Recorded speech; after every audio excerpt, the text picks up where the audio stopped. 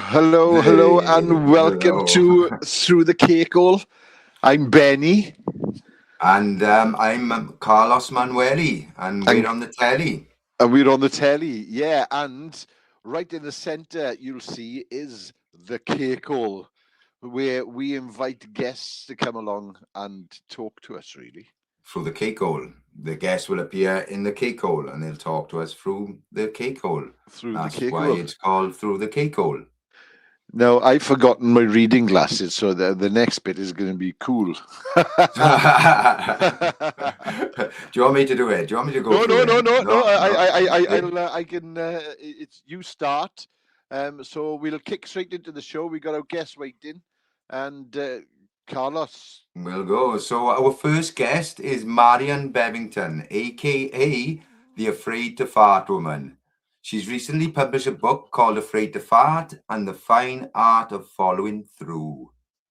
It's all about how the stress and tension in our body can build up in our guts and how you can release it all by not being afraid to fart.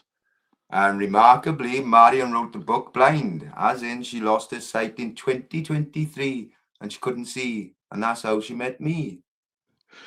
Which we'll tell you all about when we let her through the cake hole. She's also a yoga teacher, a public speaking coach, and an ex-raver. So, without further ado, Geraint, please open your cake hole and let Marion through. Here we go. Yeah, here comes Marion. Here comes Marion. Through the void. Oh, my television's...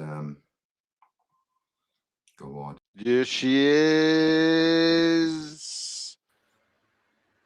Am I in the cake hole now? No.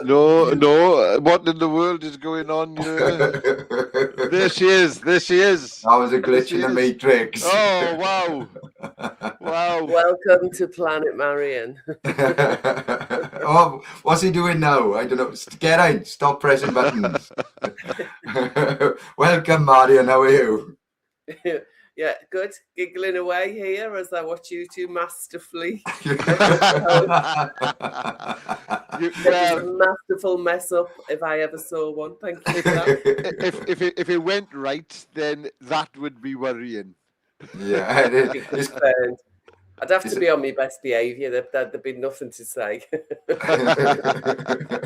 Welcome to the show, Marion. Thank you for joining us on Through the Cake Hole. We've spoke before through Carl, and I believe Carl, the connection is between you guys. So, Carl, I'll let you take over this bit. Yeah, I think we've met twice online, Marion, and twice in real life. This is the third time online, is it? Yeah, yes, it is, yeah. Yeah. Marion come to Wales to meet, and we went for faggots and peas in the market. And they were lovely faggots and peas. Marion read that. Where did you read that they were the best faggots and peas? Oh, I found out when we'd organised to meet, when we first connected, because I contacted you because you kept coming up on TikTok. I was new on TikTok and you kept showing up on my feed and I liked it. So he's got a habit of that. Yeah. It was good because, I didn't know anything about TikTok. But yeah, so I found you were like a familiar face. And then I contacted you because I was trying to show other people how to do what I'd done on TikTok because I'd made a great success of it very quickly. So I was helping other people do it. And I asked you to come and join us, didn't I, on that? That's right. Zoom call. Yeah. And then I was in Wales with a friend and it wasn't far from you. So I said, let's meet up. And it was then when, because I'd never had faggots in, where's she from? Oh God, anyway, she's from the other side of Cardiff, isn't she? I think from you. Newport? So Bridgend. Yeah, that's where she's from. Yeah, she's from Bridgend. And I've always heard talk of faggots. I mean, I love them because we used to eat them at home, but I've never actually had any. And then when I was checking out with you where to go, somewhere to eat, and I really like markets. I've got this thing about going to markets and stuff, and then I heard about the faggots. And I was like, well, I'd quite like to go to the market, but God, this is the faggot centre of the world. So we've got to definitely go. Anyway, we combined both into one experience, didn't we? It was great. I think we should have a faggot festival. I think there is one, I think, yeah. Like a custard pie fight, a faggot fight. Yeah. Don't waste the faggot. Don't waste the faggot, you know. Yeah, and then we met recently last week. Then again, Last weekend, up in London. Yeah. And what did you eat? An expensive beer in London. Oh yeah, no, we Marion had not Guinness. What was it? Murphy's. Ooh, Murphy's. Nice. Me and Dean was on the. I can't remember what me and Dean was on, but yeah, we went to meet Marion. We were up in London, so we went to meet Marion, and we went for a few drinks. Yeah. Cool. So, yeah. It's like busy mates now, aren't we? I know. Well, Carl is an internet star now. He's back and forth to London all the time now. Hitting the big city. You know what I mean? He's made it in Leith. Yeah. I got to go up to London now. Hey, influencer attraction. That's what it is. Yeah. Influencer attraction. They were Not influenza. Influenza attraction, yeah. They were talking about in the chip shop last night. They go, hey, he's been to London again. Talking to town. Oh dear, you are. I got quite a good noticing, didn't I? Because I'm quite tall and skinny with a big white stick because I'm blind, so I walk around with a cane. So yeah, we drew a few comments. I think when I was visiting you, wasn't I, walking around the town? Yeah, a couple of my friends see me as we were walking around Leith, and I could see him looking. And then I seen him in the shop later. He said, Carl, I got to ask you what the fuck was going on there.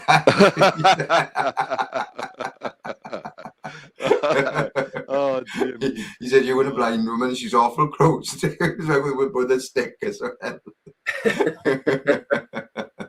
It's very weird having that white stick because it's a bit of a Harry Potter's like wand. And it has this really weird effect on people. But it also means that if people are not close enough, they don't want to approach you. They really don't want to approach you.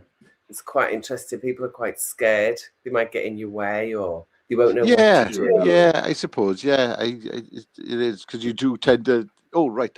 I bet the natural reaction is I better get out of the way. Move out the way. Yeah. And you know the worst thing is people do it, but they go dead quiet, and you're like, "That is spooky." Just tell me that you're there. It's all right.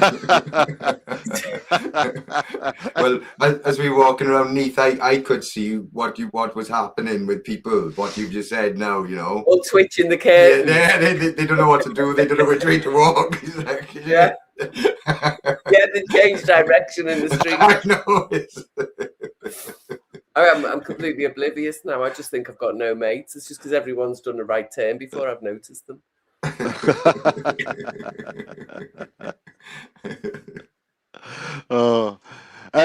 Carl has compiled some questions that we're gonna be doing, and I think we're checking in, and we're gonna check the first one in now. I think.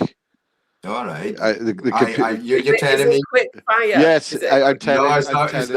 It's not quick fire. No. It's just we'll ask you a quick question, and then we'll ask you another question later on as well. Then, but it's just. Oh, well, you're gonna like test me or something? We got an exam now. Yeah. Like one of those personality profiles, the same question, 27 different fucking ways or something. We're actually from the Personal Independence Payments people. This is a Pip interview. Yay! I'll get me stick.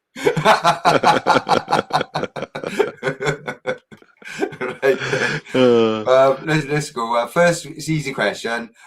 We gone for it already, but we go for it again. Tell us, or tell them who you are, what you do, and what's shaping your life right now. I am afraid to fart, and that's the way I'm on TikTok. And it's a new personality I've been able to adopt since last September. But what I do is I used to program computers, and now I deprogram people. and I am my main subject, and I do that with loads of different magic tools because I'm a yoga teacher. I spent 35 years in programming and system design. So I'm all about patterns and systems and numbers, and like love maths and numbers and patterns and stuff. And so when I realized what the corporatocracy actually was, and I stepped out, which was about 20 years ago now, I decided I was going to teach yoga. So I used to make loads of money in IT. They throw money at you. So I just used to take the money and then go on holiday and live away forever, like live away for a month, a year, whatever I could stretch it to. So then I decided I'm going to stay away. So I trained to teach yoga. And now what I do is a combination of yoga and energy work. And because I've gone blind as well, I've gone more into the energetic work. And I help people to be themselves a little bit more. And I'm quite good at being myself, and I'm quite good at being like a bit frank and a bit left field. And I'm quite happy with myself. And even if I fuck up and make mistakes, I don't judge myself that much. I've still got loads of stuff going on. Don't get me wrong. We all do. Yeah, we all do. I am not spiritually evolved on most levels. But where I am, how I see patterns is definitely something that helps everybody. When you start to see a pattern, you stop being it while you look, thinking about your thinking. I did a video about it recently. When you think about your thinking changes. Yep. And then when you're thinking about your thinking, you're not identified with it. So you can see all your different bits of your identity. And then you've got your in choice. Metacognition, is it? Metacognition? Thinking about things. Yeah. No, it's because you can start to choose your thoughts. And it's not easy because you can choose a thought and then someone can really piss you off and you forget you chose your thought. You go straight back into the pattern. So I help people with the fucking bastard because that ties your body in knots, ties your inner communication system is your fascia, your connective tissue, all the cling film that wraps everything up inside your body. That's actually a magic web of light and information. And so now where I used to do patterns in mathematics and computers, now I'm about the same information, but what's going on under your skin inside your actual body. Right. So is that sort of similar to the Bowen system? Oh, that's part that works within the same field of information. Right, yeah. With Bowen, what you do is you put things in a very specific posture. And then you just allow the body to see how much relaxation can happen around that little adjustment to a joint or a posture. Right. It's fascinating. It's like things can begin to melt. So the tension that's in all the connective tissue, it all starts to melt like butter and ripple out. Sometimes you'll get a jolt and things will suddenly feel relaxed again where they've been in a knot for so long, but you didn't know it was all in a knot. And this can be in your belly and in your thoughts. It's not just... Yep. And that's when afraid to fart. And that's when the afraid to fart then comes into it. Yeah, well, the fear of farting. There's two things about the fear of farting. One is the social etiquette, as I call it, social etiquette and manners that are just, politeness makes you tight. You're too polite, you're dead tight. You know what I mean? So all that tension, it's good if you're working out and you want to do some strong work. But then if your body hasn't got the opposite, the relax, the let go, you get stuck in the stiff, clenched, trying too hard. And that's everything gets blocked and stuff in that. So with your bowel, I used to have IBS as well. So this is the other thing. When I was in India learning about yoga, my eyes packed in and my ass packed in, basically. And I'm there being a fucking yoga nun, thinking I'm doing the best thing ever on the whole planet. And my arsehole's not working and my eyes are falling out. I was really devastated. Thought my body had really let me down. But now I understand I wasn't being let down. I was being informed of what I was carrying around about the way I thought, the way I feel about my thoughts, the way the thoughts make me feel, and what behavioural patterns I've got trapped that put me in those weird spaces that tie all your connective tissue up in knots, basically. That sounds amazing. It really does. I outside of this television, I'm a talking therapist. So cool. Lots of the things that you're talking about there, I use with my clients, and it's amazing to see the transformation once that sort of light bulb moment comes on with them. as you said, once you put all those connections together Mm-hmm. and see that light bulb moment come on with them, it's the transformation can be is incredible, yeah, and it's all on the sort of the natural and therapeutic sides. Therapy. It's where the fields begin to meet. This is what yoga's about. So you've got the mental field, but we've also got the fields in the biology. So you've got the biological meat itself, which is a solid field, a 3D field. Then we've got the energy field, which is the prana or the chi, and that's where I am in the connective tissue. Right. That's okay. Where the prana and the chi goes. And then outside of that, we've got the emotional field, and then we've got the mental field. So these are all parts of me. It's like electromagnetic frequency stuff. Yeah. And so we've got carried away with the mental emotional fields, and we've forgotten about the biology, and the poor biology is fucking dying. So if you don't bring the biology in, it's the somatic part of stuff, somatic, experiencing. I actually call myself a somatic psychic because I've got this natural talent where if I'm with you and we're talking about something that you're concerned about, I can help you feel what it's doing to your body, because my body kind of mirrors what your body, and I'll go, can you feel how you've just clenched your jaw, or you've just suddenly scrunched your waist, or you've furrowed your brow? Can you feel it? Because I can't see anything now.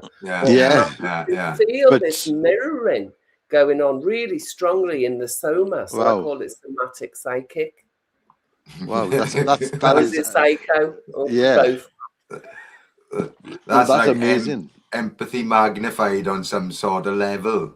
Steroids. Well, we are all connected, aren't we? Our energies are.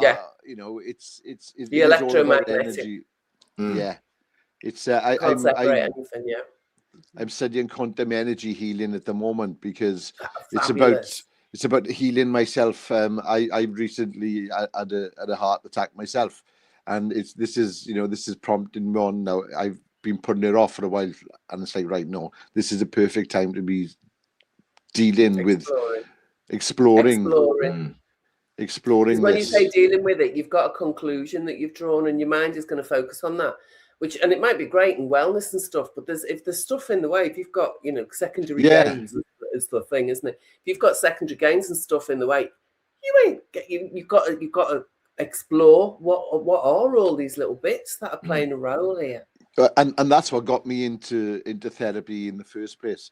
I used to be on the couch, and I was lucky enough to find the right coach, right therapist, to help me. So I was like, perfect. So you're doing your TikTok-tastic training as well, isn't it? Oh yeah, well, because I got so many likes and things on TikTok, followers. I got so many brownie points. 170,000 followers in 2 months, something like that. Yeah. God, it was 5 million likes in the first 2 months. Yeah, it was 5 million likes within 2 months. That's incredible. I just went on talking about my IBS experience and describing situations I've been in. And as you can hear, I'm quite a good storyteller. So, and I knew I had to, got to put a hook, got to change direction, come back to the hook. I know all that sort of stagey stuff because I do public speaking. The hooks, yeah. So I get all of those, but I was always really, really rubbish at it because I'm always really spontaneous. Well, now being blind is brilliant because I can't prep. You've got to. So I don't even try to do the framework and and what's my CTA going to be, blah, blah, blah. I don't even try with that now. I've actually got a little technique at the moment, which is working a treat. I'll just put the camera on, and I'll just immediately, I know people are listening because I do a lot of live as well. Yeah. So even when it's just me and my phone, I'm still talking to somebody listening to me. I'm always talking to someone who's listening. I never talk to the camera, if you know what I mean. Yeah. And so I can start with a hook, and then I'm good at laughing at my own jokes and me accent and my weird appearance, and it all just made for this like perfect. I'll watch. I'm an influencer. I'm a virus. I've gone viral on TikTok.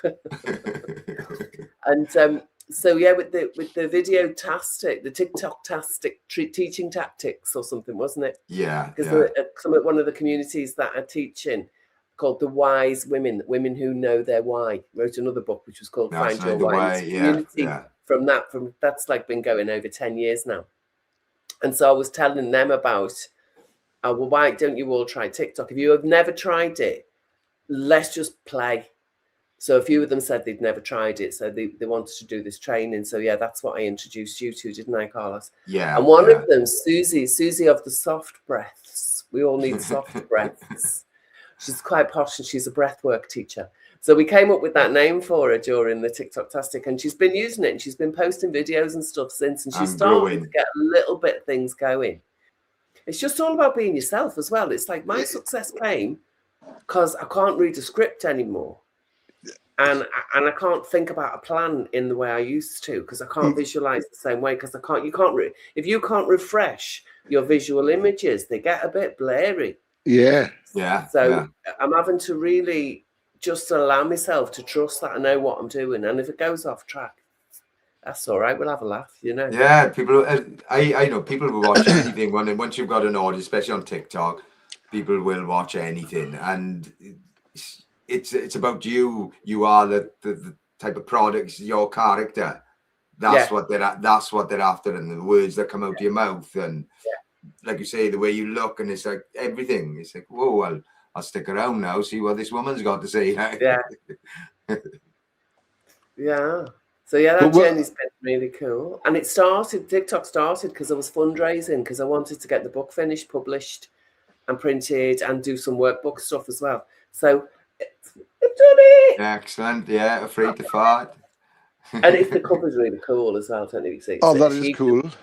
Sheep in wolf's clothing. Oh, I love it. I love that. I love that. Yeah. And it's doing quite well. And Amazon's actually sent me a check for over 50 quid last month. Wow. Because it's hard to sell. But I know with my book, it's hard to sell. Same here. It really is. It's such a competitive market to get it out there. And it wouldn't have happened if I wasn't on TikTok. I know that. Yeah. I know the sales have come out of the expansion on TikTok, because then after that, I started just kicking all the same videos into Insta, and Insta love me. I'm actually getting more traction in Insta at the minute.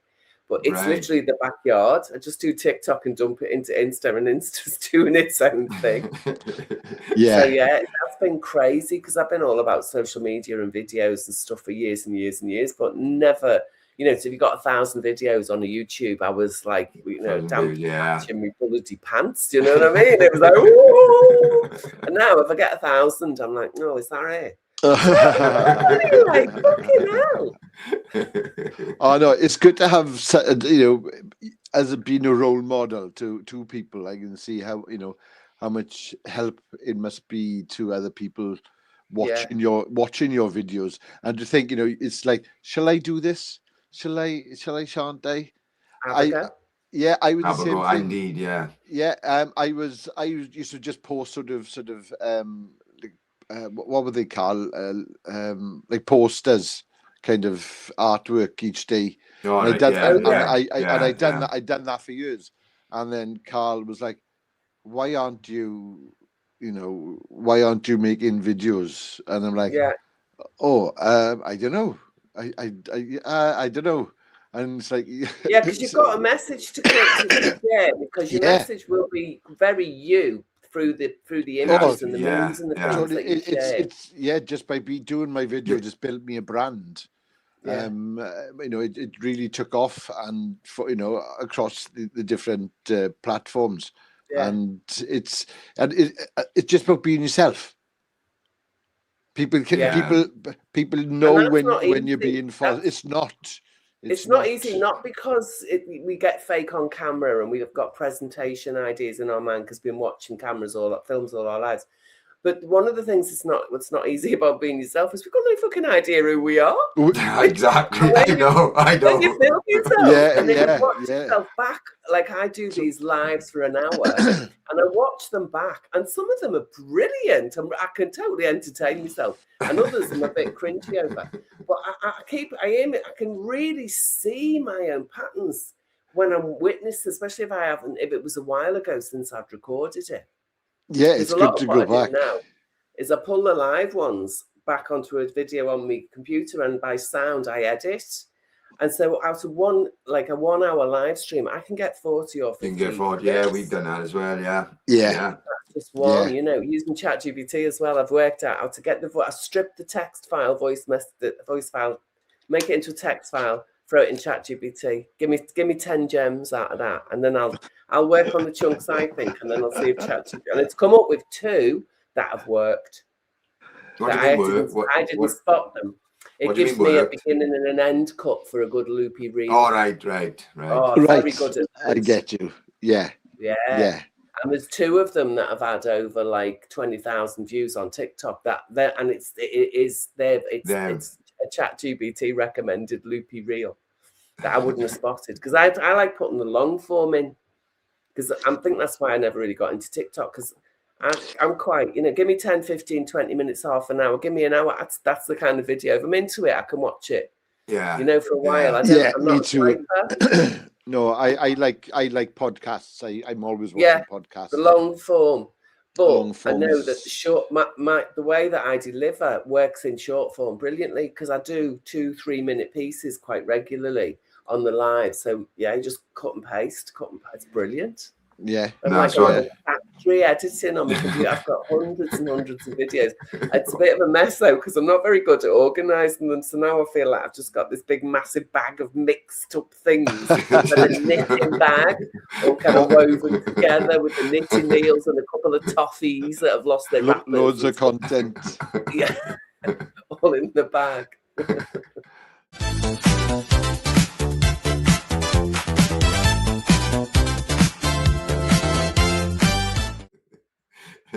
And it's incredible how much that farting stuff has like really taken off. I had no idea there's so much fart material online. I love my toilet humor, Joe. Oh, I think that's probably how you've seen me, because I do a lot of poo. I talk about poo a lot and farting a lot. Oh yeah, it even had me doing a sketch sitting on the toilet. It's and farting as well. Got to be done. I've done a couple. I've actually got a little series in my mind I want to do, and that would be the what does it call it? The superpowered sovereign shitter. What a superhero. Yeah, superhero sovereign shitter. That's the one. Throne. Or does he shit sovereigns? That's another ingredient. I like it. Bring it on, yeah. The more ideas, the longer you can stretch. Uses the sovereigns like ninja stars. You need plenty of lube. Yeah. Oh, funny. Should we go on to another question? Go on in. This is my question. Is this my one now to ask? You going to ask? Go on in. I want to ask. Stop stealing my job. Yeah, sorry. Right then. What is a typical day for you? What is a typical day for you? At the moment, a typical day involves the first thing I do in the morning. I spend the first hour in the kitchen because I can't see, just making sure that I do my breakfast and do it all without hurting myself. So I can't have the phone or the computer. Everything has to just be out of the way and silent. So I have this kind of meditative hour where I prepare stuff in the kitchen. And sometimes I'll take 2 hours if I've got food to cook for the whole day or something. But that's how I start most days now. And I'm a bit of a witchy kind of kitchen person. I've got my water distiller, so I make water and do all my little brews and things. And then after that, it depends. Sometimes I'll go out and do a bit of shopping. Someone will come and get me and take me shopping, because I don't really like going outside on my own. Really, really don't like that at the minute. So if someone's going to come take me shopping, I quite like that.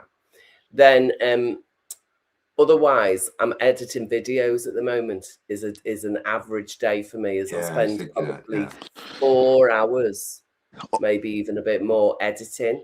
Wow. Yeah. So then, and I'll do a little bit of recording every day as well. So if I do a live, I don't do as much editing because I'll be on live sometimes 90 minutes, 2 hours, because Right. I can talk. One question comes in and I'm off. Because you're on your own. What time of day do you usually do your lives? What time do you find them most successful? Even with the success, I can't really judge because I can't see how many numbers. I can't, and I've given right. Right. I suppose that's a kind of a bonus, really. The fact because you're not fixated on we've only got 2, we've only got 5. So you're doing it. You can't see your follower account. Obviously, you can't see your follower account, or there's no speech to text telling your follower account. There is, but it's nowhere near. There is a speech to text, but it's nowhere near the comments. So generally, I don't bother. I mean, sometimes I'll go on it, and sometimes, I mean, the best one I went on, and it was 2,300 people. I had no idea. That was a bit of a shock. That was last year, the end of last year, and that was a real shock. I was made up, but usually around between 1 and 500 is what I'll get. I think. Yeah, figures that's pretty good. Yeah, because we never. Sometimes it's like sometimes it's under 100, but it's rarely like less than 3 digits, which is fucking. I'm just so pleased.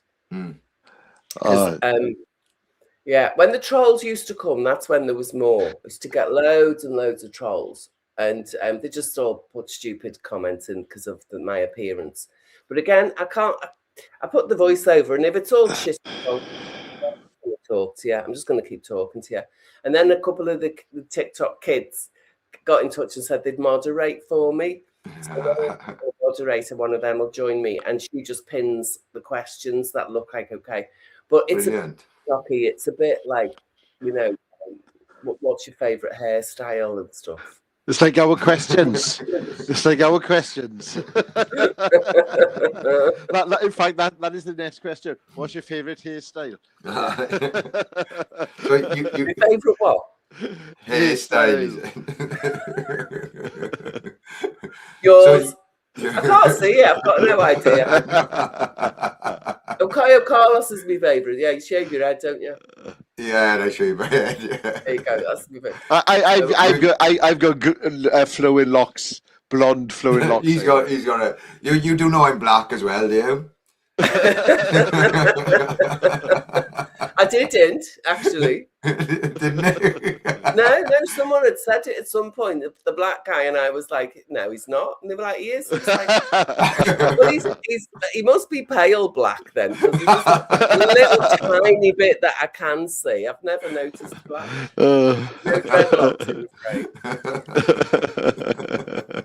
Yeah. So I forgot the question. Your day was. I think you filled your day. Didn't you? Yeah. So then I spend hours either recording or editing or a bit of both. And then a couple of times a week, I try and get someone to come and take me out. Like I can spend 3 or 4 days in the house with me. No one wants to take me out, or everyone's busy. And at the minute, I'm spending a couple of hours every day doing a bit of bureaucracy as well, because I've been off planet, if you like, from the techno sphere. I've been out of the picture with my blindness for like over 3 years. I just stopped everything. I stopped opening my mail. It didn't even know how to get into fucking emails, and I just gave up everything except paying the rent. That was the only thing I didn't give up, and even that took a bit of a fight and a bit of a threat about bailiffs.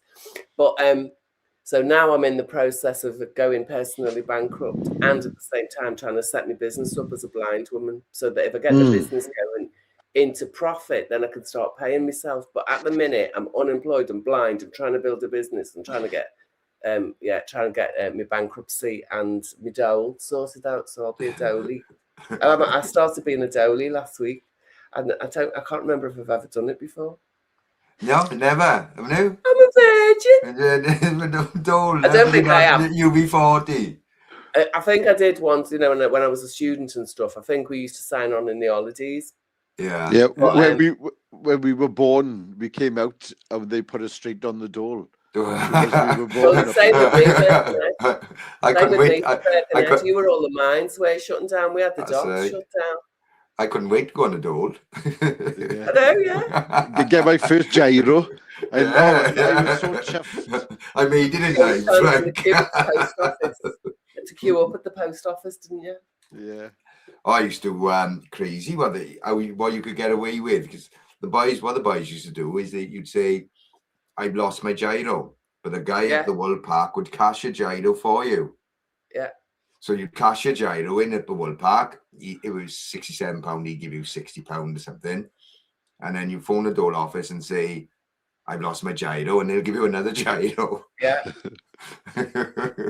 Bureaucracy. It's interesting because I really understand the bureaucracy because I worked in it. I was in tech. I was a computer programmer, and I did quite a bit of big systems. So and government stuff. So I kind of understand how those systems work.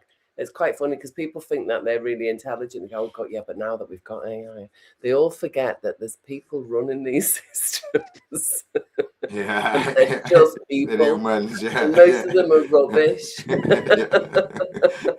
Because it's just bureaucracy and your heart's not in it. Yeah, so it's quite an interesting step. It's really bloody stressy though, thinking about, because I have to juggle all the, how many claims have I got, how many things am I doing, and that's why I just stopped doing everything. Just decided to live off grid basically, but in my London flat. So no one's knocking the door for the water for the. They do, yeah, they do knock at the door, but I've only had it twice. But I just go to the door and I say, I'm blind and I have nobody in with me, and if there's no carer here, there's no way this door will be opened. If there's no formal appointment, I've got no warning that you're coming, so I will not be opening the door. That's all I say. And it's really they only hassle either probably. Yeah, the blindness has come up like a. It has its advantages. Bit of a gem to a bill dodger. Always look on the bright side of life. You know what I mean?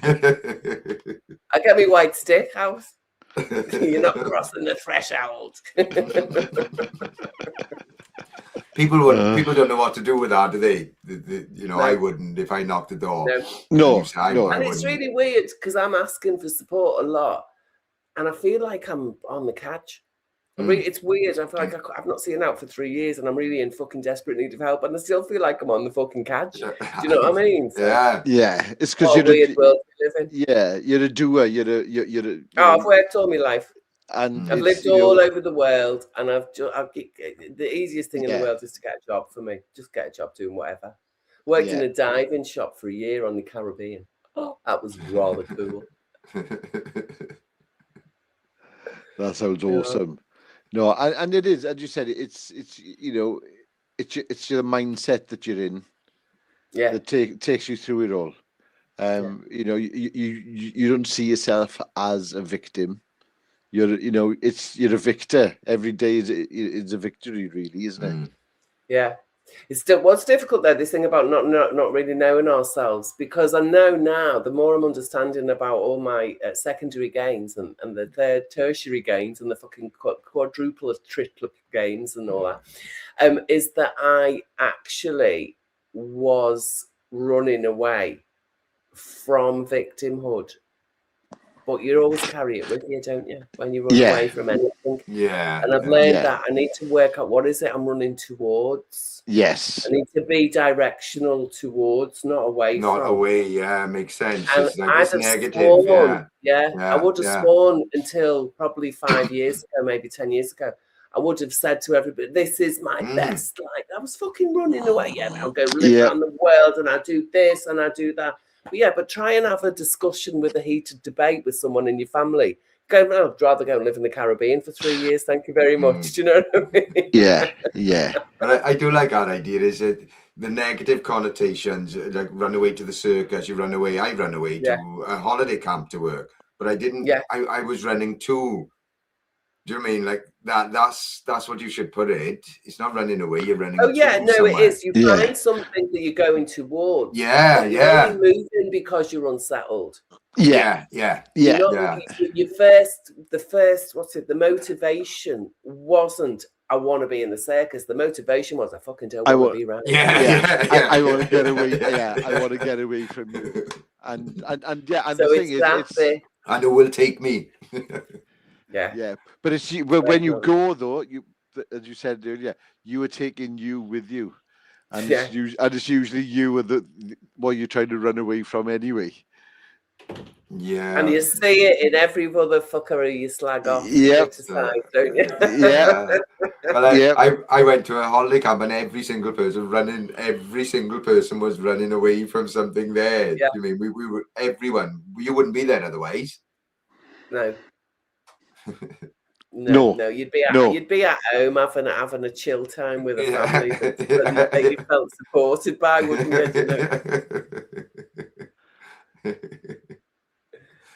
I never did. I never did the running away to sort of. I always want my sister done the holiday camp thing, and I always wanted to do it, but then I had kids.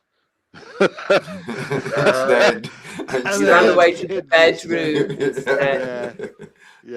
I discovered sex instead of holiday parks, which would have probably been better sex.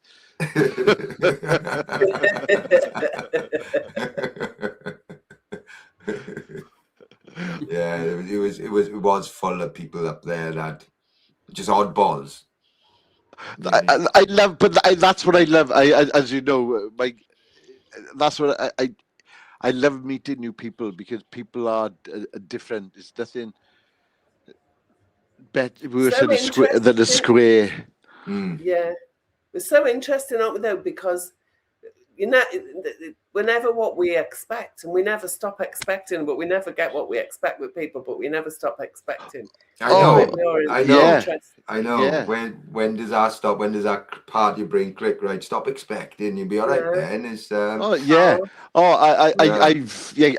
having clients come in, and your natural reaction is you look them up and down and you give them that thing, and then they've surprised me in many ways with why they've come to see me, and and it's like, wow, okay, yeah, I've got to stop doing that.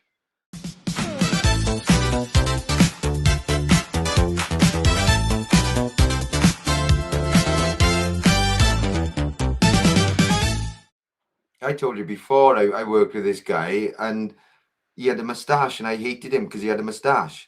That's the only reason I hated him, because it looked stupid on him. I get it. Every time I understand. And that's the only reason I didn't like him. He deserved it though, Carl. He had a moustache. Come on. And every time I looked at him, it wasn't even a good moustache, I bet. I know it wasn't a good moustache. He was like, shave our fucking moustache off, will you? Look at that. And I disliked him for that. If it wasn't Tom Selleck. So everything else he did, I didn't like because of his moustache. Yeah, it's crazy, isn't it? Where we get I mean, there was clearly some vibe. That was exactly what you were picking up on as well. But appearances, I mean, look at me now, fucking hell, when people meet me now, did you know I'm going to be like Kermit the Frog, or you know what I mean? We fucking just don't know. I think Carl had a row off a teacher in school with a moustache. And that's what it did. That's what it did. He scared him. It triggered you. Yeah, exactly. Every time he sees a moustache, his chimp goes on fight and flight straight away, and he's like, "What's going on?" Go on. I don't like him, but now I go and talk to them now because I'm older now, and try and fight through it. Like, you can just say things. Yeah, you can be more honest now, can't you? Yeah, that's it. You've got one of those moustaches that really. I can't take my eyes off it. You can say it in different ways, can't you? Yeah. Why do you wear a moustache? Why have you got a moustache? Why don't you shave it off? It's bugging me. Though I do believe, Carl, on the front cover of your book, you have a moustache. Oh, really? I don't think so. You do? I'm sure you've got a moustache. You have a look at the front cover of your book. Have you never had a moustache, Carl? Oh, he has had a moustache. That's what the thing. Yours like? What was yours like? Was it like silky and glossy and twisted at the ends? Or something? Dastardly. No, it was a stupid moustache like that boy's. Like maybe I hated him because I shaved mine off and realised how stupid I looked. It's because you couldn't. Yeah. You were jealous that he grew a better exactly. moustache than you. That you were jealous of the moustache. I think we've got down to the nitty gritty of it. You've had a free therapy session behind us. Yeah, you need to clear that. I have got a moustache in my book as well, on the front page of my book. You have, I know you have. I know your front cover better than you. No, it's not a good one, Marion. When I shaved it off, I thought, why did I have that moustache? Now, would you dislike you then? Yeah, looking at that. do you know, imagine. I would say, Steve, that stupid moustache off, will you? It was very much. Can't take my eyes off it. Yeah. It was a very used Velcro strip above his. Yeah, like a Velcro strip. That's what it looked like. Velcro strip. Yeah, like one of those ones you'd have the Muppet Show would have. Yeah. It was very much a Velcro strip. A bit wider than Hitler's. Yeah. Just along a bit. Only just though. I think, Card, you would have looked. What you'd look good with a spiv moustache, a very thin moustache. Thin. Oh, one of those in Monte Carlo, Monte Cristo. Yeah, a little thin one. The only problem with them is though after like 3 hours it gets a bit fuzzy because it grows back so quick. Yeah. I couldn't do it. Yeah. You'd have to have him back in your pocket constantly, wouldn't you? I could just get it. I think I must have had a moustache because I was young and I wanted to look older. Yeah. So that's probably why I had it. That was why I had mine. Well, we didn't want to say. We were very impressed. We were very impressed. Yeah. I was quite lucky with the looking older thing because I'm tall. I've always been really tall. And from 15, I could go in any off license and get whatever you wanted. It was great. Yeah. Oh, I got asked until I was like in my 20s for ID. I was constantly being asked for ID. I wear it well. Yeah, whatever age I am, I wear it well. Yeah, I remember I was 15. I was buying you had to get it for everybody. Yeah. So you'd make a penny off everyone. You could buy a bottle of cider. I remember getting chucked out of it. Went to a pub, the Butchers. It was in Greenwich. Oh, I know the Butchers. Yeah, and I was underage 17, but he let me in. He didn't know, and then someone grasped me up and said that boy's 17. Oh, so he come over to me, took me out, and I was outside crying, begging him. I was like, I am 18, honest, I am 18. What a way to prove you're not 18. Like, I was actually crying to him. Please let me in, I am 18. That's one of the problems with alcohol in though, isn't it? Because it's like it just releases emotions when you don't know it. I used to cry on beer, when I was younger. I used to cry on when I was drunk. Cry and stew. There's people still doing it now. It's yeah. All the old families, isn't it? Oh, I love you. Do you know how much I love? Take the gin off Auntie Jude. Yeah. Well, I was thinking the other day, you don't hear that song anymore, do you? That's what we always used to sing when we were drunk. Show me the way to go home. Do you know that one, Geraint? I'm tired and I want to go to bed. Yeah, every time we were drunk, we'd sing it to prove we were drunk. we'd sing that on the way home. Even pretending you're drunk, like you just sing that. Yeah, there was mandatory staggering while you sang that, wasn't there? Yeah, I'm drunk. I'm going to prove I'm drunk. I'll sing this song and stagger. Oh, that's funny. That's funny.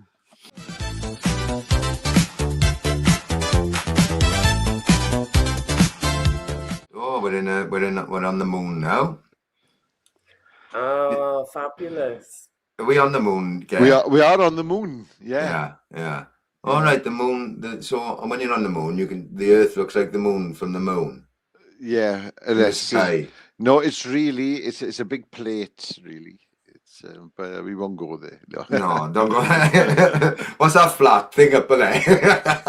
Look, it's flat. I can see it. It's flat. Definitely on my screen. That's flat. It's flat. It's flat. A portal. It's a portal. Yeah, it's a portal. Yeah.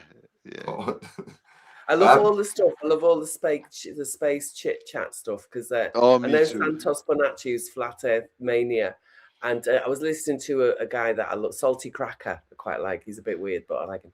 And he was saying, someone said something about space. He went, I don't even believe in space. I'm not talking about it on this show. I love people like that. Yeah, I don't even believe it. Yeah. If I can't see it with my own eyes, then I don't believe it. I don't even know if I'm here. Why am I doing this anyway? I don't know. Yeah. Exactly. Are we even here? Yeah. Exactly. You should call in questions, not conclusions. Exactly. Yeah. Right. Talking about questions, I got another question. Am I right, Geraint, to say the question? Is it me? Number 3, is it? I'm next. You were next. Yeah. Yeah, you are. Yeah, that was easy because you were last. Yeah, that's right. Yeah. No argument from me, but no argument from me. You go for gold. Right. Marion, do you think people can really change, or do they just reveal more of who they are?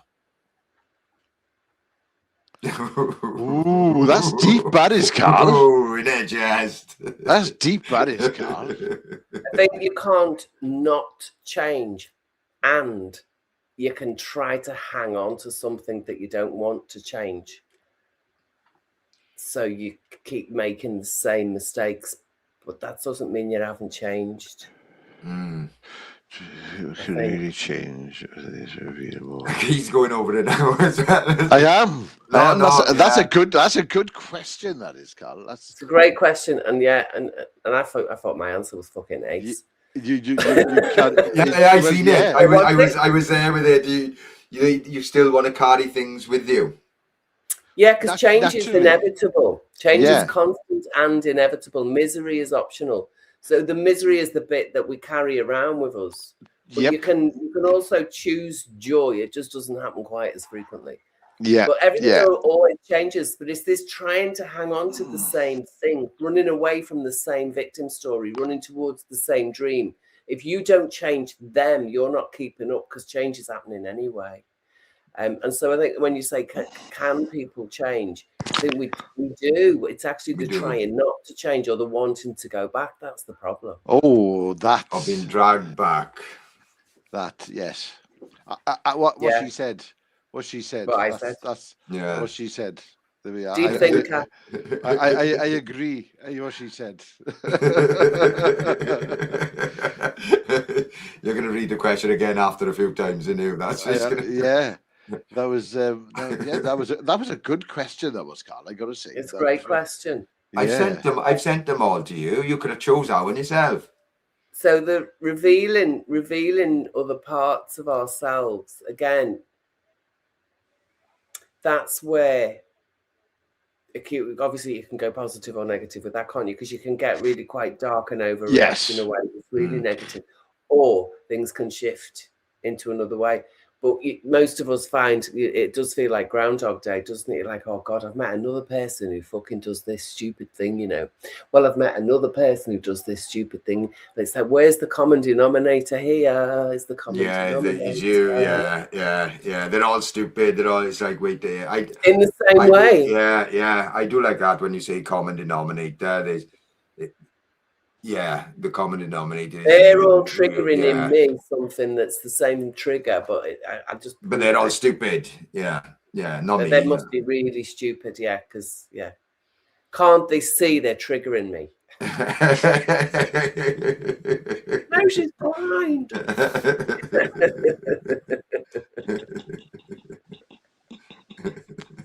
Gets you out of so many things. I tell you what. Get out of jail free. Whew. Do you get a free parking, free parking badge as well? A blue badge as well. I've got a driver's license. I'm actually going to renew it. I'm going to renew it. It's up for renewal this year. I am actually going to apply and renew it because I like using it as ID. I'd rather use that than me passport. That's brilliant. That's brilliant to have as well. So it's like international driver's license. What? I know that. I am blind. Look, this is my driving license. You're from you're from the UK. Then you drive. I drive on the other side of the road. The other side. I drive on any side of the road. If there's a road and I'm on it, any and every, I get off it. If I'm still on the road, just count your lucky stars. and if I haven't hit you. Yeah, and you're not under me tyres. Yeah, so I think I might get me drivers. I think that because I just like playing this bureaucracy game because otherwise you take it seriously, don't you? I'm kind of enjoying it being Monopoly at the minute. Be interesting if they will give you a driving license. I know. That would be interesting. I know. Can't wait. So, yeah, because it's like you got to tell them when you have certain sort of ailments. I've got a legal document now. It's called a CVI, but you can't just broadcast it. And for some reason, that little link, send it to Swansea's, never happened. Right, that's brilliant. That's brilliant. That's so brilliant. I know the bureaucracy and the cycles. Yeah, because that's fantastic. That's on my mind. My first job was in the civil service. Do you know what I mean? It's like I've just. Things get lost easily as well, don't they? Yeah, it's like people go on holidays. You can make them disappear often with a bit of a left swipe, left curved ball. Like we think we've got to follow all the but if you throw curved balls in, it's great because the system goes, "Oh, I don't know," and it's kind of and then it puts you in this weird box where that you kind of get a bit hidden. Yeah. And this the thing with the authorities work. Like I worked with the council, and when someone leaves, their paperwork most of the time leaves with them. Yeah. So no one or nobody picks, even if it is a trail, nobody picks that old work up. You can't. Oh right. Yeah. They don't bother. They don't. I know Susan's old work. I don't want to bother with Susan's old work. No. And then that's when people get lost and things happen. Then. Yeah. It's when your Lecky Bill's been in the do list for 25 years. Yeah, you know what I mean? Exactly. Because Susan left and no one picked up her work. Still in this Susan's inbox. What? Like underneath an old a half-sucked toffee or something.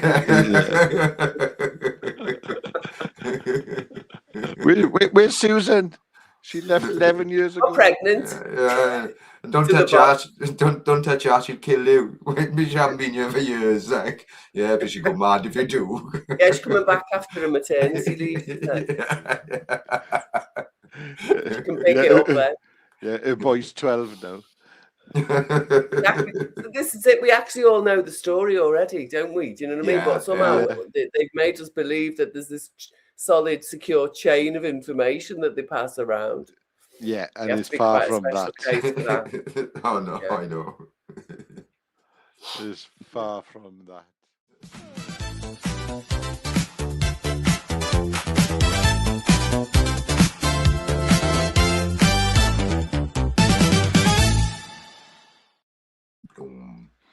Carl's back from his pee. After party. The after party's going really well.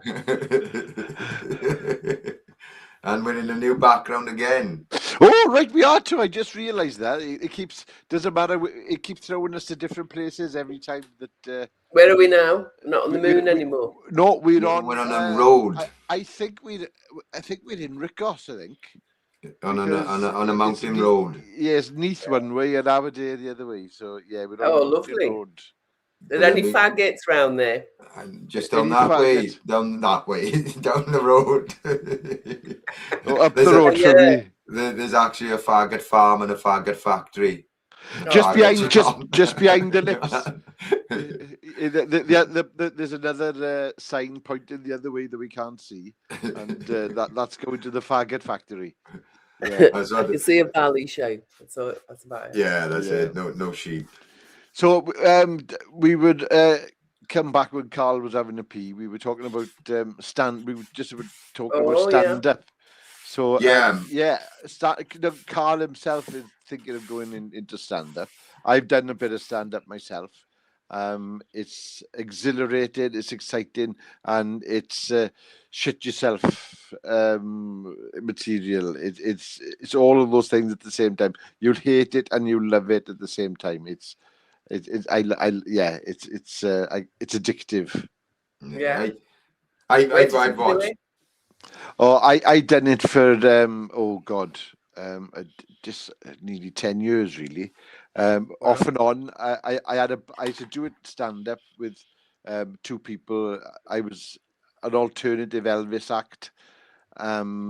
Where yeah, that's right. Yeah. And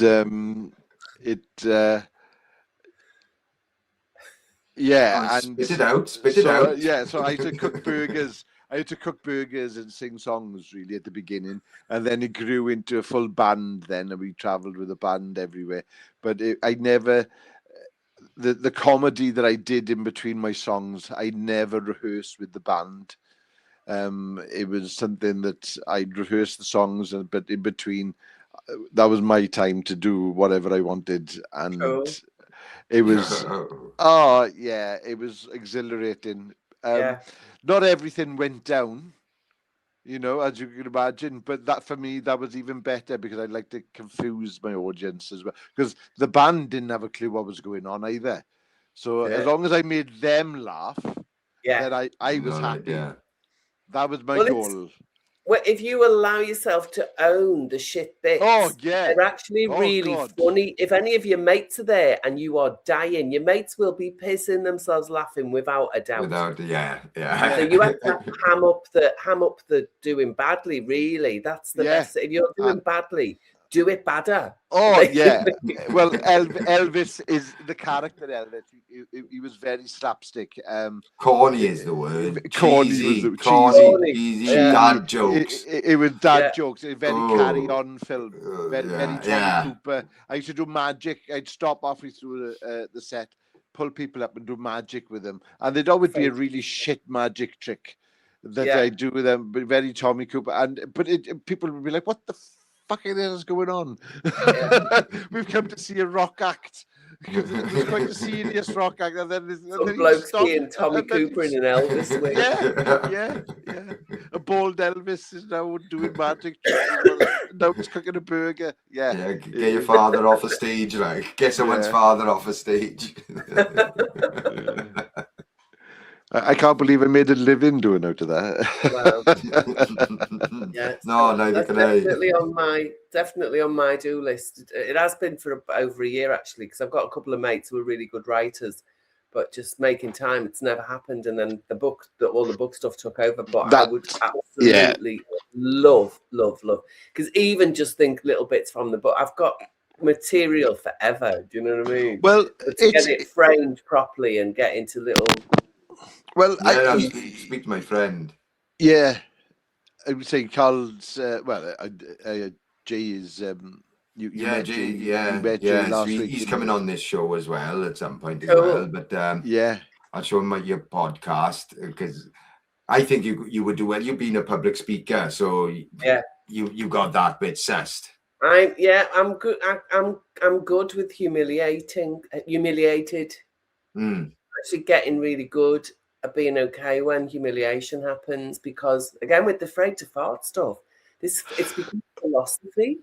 There's two reasons why you're afraid to fart. One is because you'll feel humiliated, and the other is because of when I had IBS, stuff comes out your bum and you end up with sticky knickers. So there's two reasons to be frightened, because you don't always get humiliated about the sticky knickers if nobody's noticed, but you can feel it and you don't want it.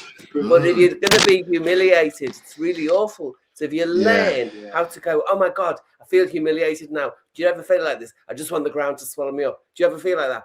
And like literally bring it, like the metacognition we were talking about before, bring it front and center stage and front the fuck out of that humiliation. It's the only way to deal with it. Yeah. No, totally. Yeah. Getting used to shouting yourself in front of people is going to help you. Snorting, and laughing. Yeah. It's going to help you get over things. Yeah. I talk about it frequently in the book. I don't actually. It's quite a story. It's like an autobiography. Right. Okay. Yeah. Tell us a little bit more. Tell us a little bit more about the book. On ayahuasca. What's that? Is it? It looks what is it, about 900 pages in that? Is it? 300. 300. It looks thick. It is. Bit like you, babe. No, for you. It's a slightly larger font because of being blind and everything. But of course. Yeah, I mean, I was thinking then, It's about 350, maybe nearly 400 pages. But the last section is a thesis on irritable bowel syndrome. And the whole book is framed around this process called meta-medicine, which understands the symptoms of the body. German New Medicine is the same. They're in the same school. And with meta-medicine or German New Medicine, I began to understand that IBS means irritated, not inflamed. Irritated bowel, and your bowel is irritated because you don't know how to digest anger. You can't digest your own because you're not allowed to express it cleanly, and it gets stuck in you. And you can't digest other people's because as you're a kid, you get it dumped all over you. And so this anger actually brings bowel bad behavior. That's what it does. Get stuck in your tubes and it messes with your bowels.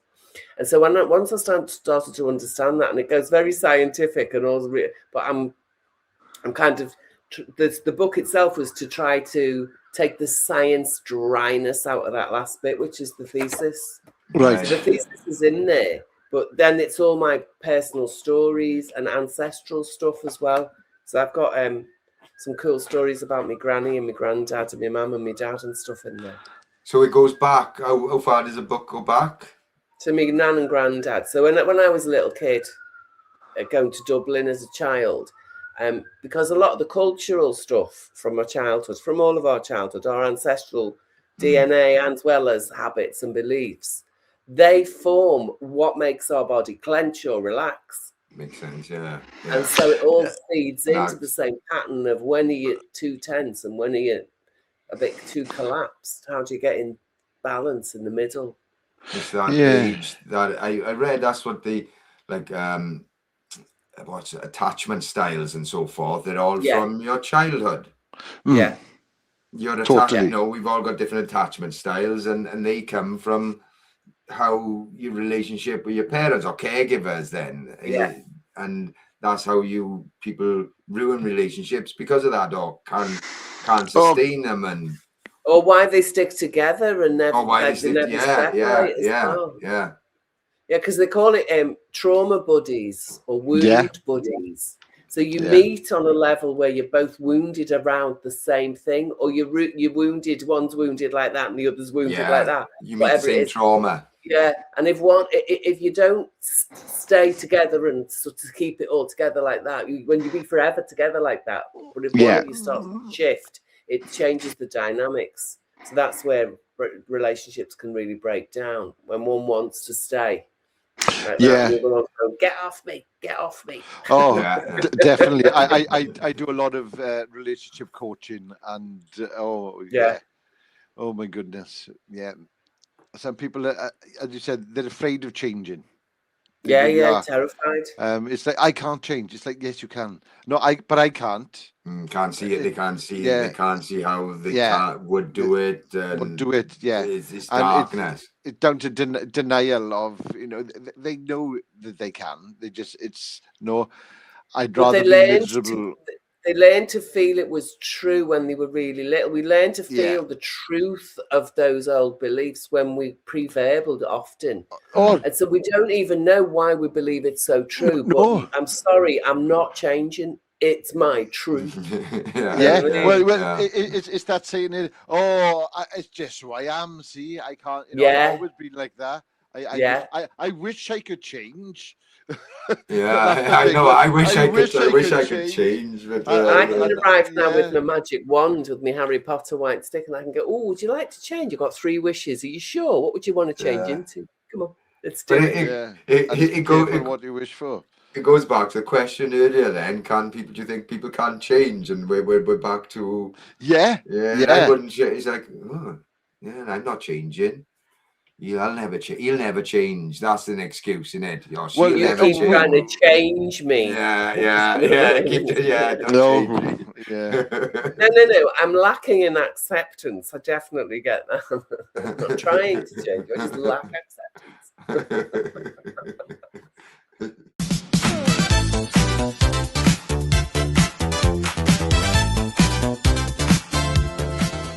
Right, one last question then before we go. Go on then. We are running over as well. It's your turn. It's Geraint's turn. What would your younger self be surprised about today? She's fucking I'm blind. I thought that when I was writing that question, right? I thought that's an easy one for you to answer that. What would you be surprised about today? Oh God, she'd absolutely love the fact that I've written a book called Afraid to Fart and I've got 8 million likes on TikTok.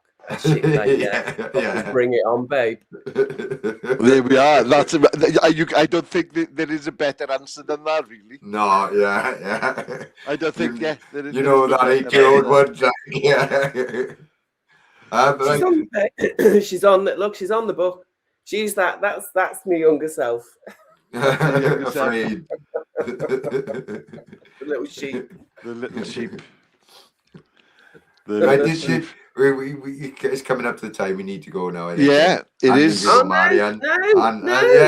We can't stay on chatting all night too. Yeah. I'm doing a joke. I've got to do Well, I know that. I was about to say that. Don't worry. So we got to say as well. Can I say, Geraint, right. Can I talk? I'm sure you've talked more than me tonight. Yes. Yeah. So can I just, No. Say something. You chose to be Teddy number 2, right? So take the floor.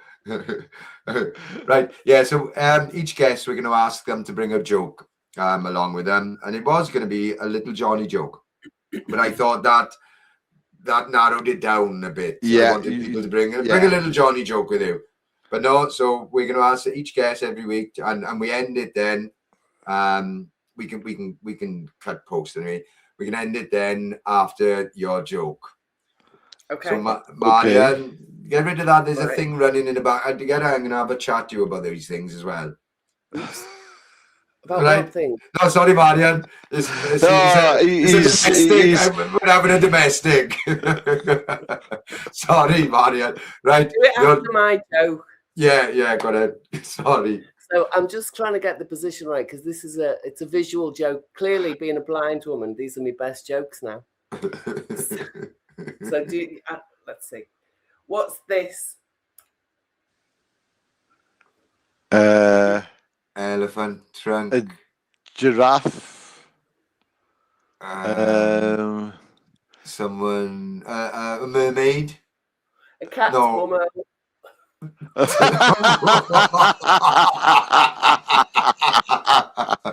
Do that again so I can see you now again. Oh yes. I can't follow. I love it. When you first said it, like I didn't get it then, but now I do.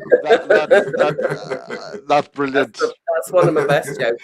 Excellent. That is brilliant. Marion, honestly, what a way to end the show. Thank you.